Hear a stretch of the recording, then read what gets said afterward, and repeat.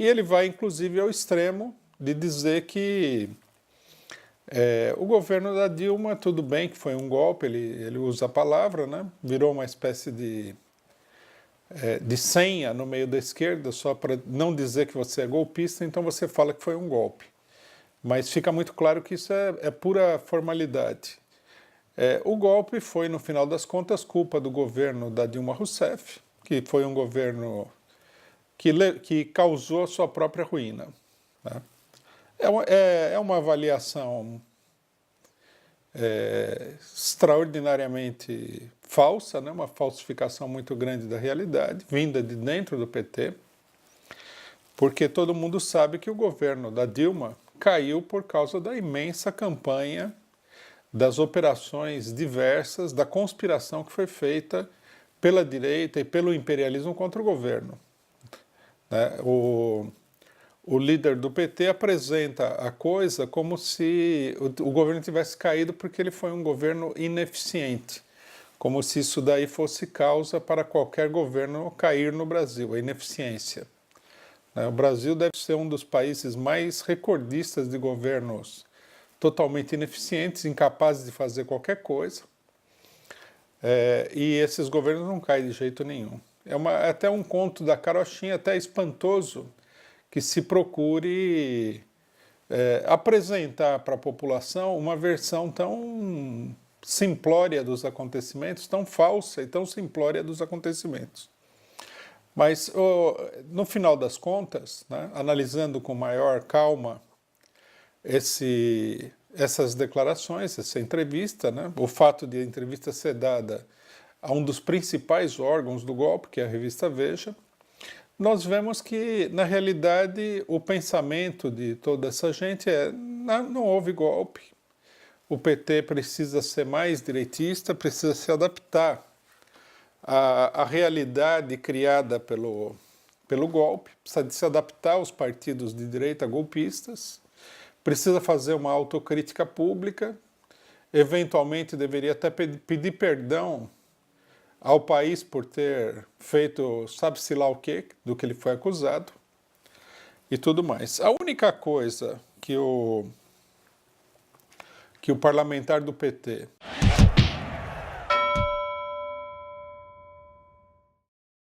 A administração Trump, por meio do seu Departamento do Tesouro, impôs novas sanções à Venezuela.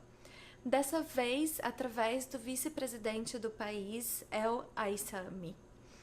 As autoridades estadunidenses o acusam de envolvimento com o narcotráfico, apesar da falta de evidências nesse sentido. Os ataques à Venezuela ou a qualquer país que busque construir uma sociedade baseada no poder popular ou que afete de alguma maneira os interesses estadunidenses não são novidade. O que é novidade é a maneira como esses ataques se dão.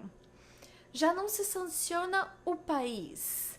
O rastro de destruição e de desespero humanitário deixado por esse tipo de ação, como o embargo em Cuba ou ao Iraque, já são amplamente conhecidos e condenados. Assim, as armas do intervencionismo precisam ser refinadas. Ao sancionar pessoas e não o país, desconstrói-se o discurso já consolidado do impacto das sanções. Afinal, é só uma pessoa, certo? Não, errado. Muito pelo contrário. E essa é justamente a questão. Os impactos das sanções a determinadas pessoas são profundos, formando um efeito dominó com consequências tão ou mais perversas do que um embargo declarado. Sanções deste tipo servem não só para pressionar economicamente o país, mas também para isolar politicamente o governo. Afinal, o vice-presidente, ele representa uma república e banir pessoas de interagir com ele é em si uma forma de banir a interação do governo, a interação com o governo do qual ele faz parte. Esse tipo de... E desta violação adotada pelo governo. Para que os senhores e as senhoras possam ter uma noção das impropriedades contidas nesse documento, que será distribuído a todos os senhores e as senhoras, o governo brasileiro se reporta ao Código Penal francês para justificar junto às Nações Unidas a condução coercitiva do presidente Lula para prestar depoimento.